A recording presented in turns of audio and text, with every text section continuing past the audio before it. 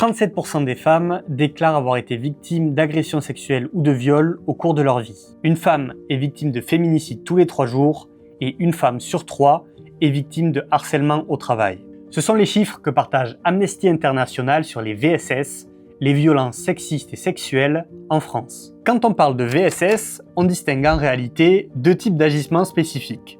D'un côté, les violences sexistes, qui regroupent les actes ou comportements préjudiciables visant une personne en raison de son genre, de son identité de genre ou de son orientation sexuelle. Et les violences sexuelles, qui sont des agressions ou atteintes physiques à caractère sexuel, incluant notamment des rapports non consentis, comme le viol.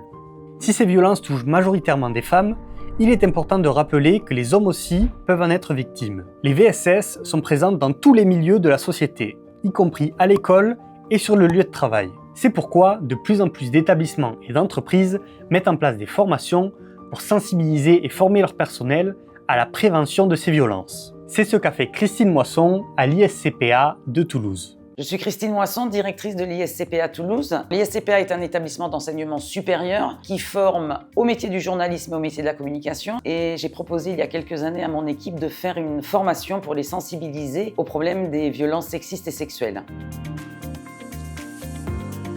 Alors c'était une formation dispensée par le CIDFF, qui est le Centre d'information sur le droit des femmes et des familles. Concrètement, la formation se décomposait en 3 temps. Le premier temps était consacré à comprendre le phénomène des violences sexistes et sexuelles et évidemment leur impact sur les victimes. Un deuxième temps consacré au cadre légal. Et enfin, un troisième temps qui était plus opérationnel pour en fait savoir comment agir, pour mener un entretien avec une personne victime, quelles étaient les ressources à mobiliser et surtout ce qu'il fallait faire ou ne pas faire. Concrètement, les formatrices sont venues sur place, donc sur le campus. La formation durait 1 journée, donc ça a nécessité évidemment aux équipes de s'organiser pour libérer ce temps, ce qui n'est pas forcément évident quand on a des étudiants sur place, mais tout le monde l'a fait contraint par les plannings, mais en tout cas avec beaucoup de bonne volonté. Quelques semaines avant ma prise de fonction au sein de l'ISCPA, l'équipe en place a été confrontée à une situation de violence sexiste et sexuelle. L'équipe a géré avec tout son bon sens et sa bonne volonté, mais force est de constater que quand je suis arrivée, j'ai senti la nécessité en fait de leur donner un cadre et des repères pour à l'avenir être mieux équipés pour gérer ce type de situation. Évidemment, équiper mon équipe de façon à ce qu'elle soit mieux armée pour affronter ce type de situation, de façon à proposer aux étudiants un panel d'interlocuteurs, que ce soit des hommes, des femmes, des jeunes, des moins jeunes, et qu'ils puissent s'adresser finalement à la personne avec laquelle ils se sentaient le plus en confiance.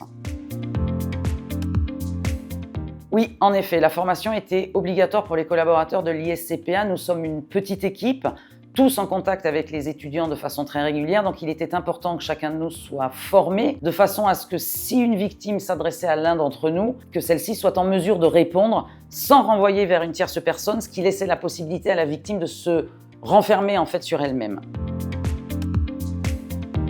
Alors non, il n'a pas été nécessaire de convaincre mes équipes, je pense qu'elles avaient été échaudées par l'épisode que j'évoquais précédemment. Quant à mes N+1, non plus. Je pense que c'était une évidence dans la mesure où nous sommes un établissement d'enseignement supérieur qui accueille des jeunes. Je pense que cette formation m'a permis de prendre conscience de mes propres biais. Je suis d'une génération où les violences sexistes et sexuelles étaient monnaie courante, notamment dans le domaine professionnel.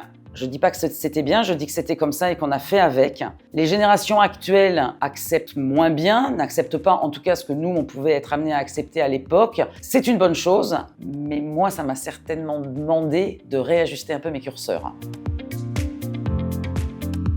Alors, force est de constater que les cas de harcèlement se multiplient. Ils ne sont pas toujours fondés sur le sexe ou l'identité de genre. Ils peuvent être fondés sur une appartenance réelle ou supposée à un groupe social ou culturel, sur un handicap. Il n'en reste pas moins que ce sont des situations à gérer et cette formation nous a permis en effet de mieux les appréhender.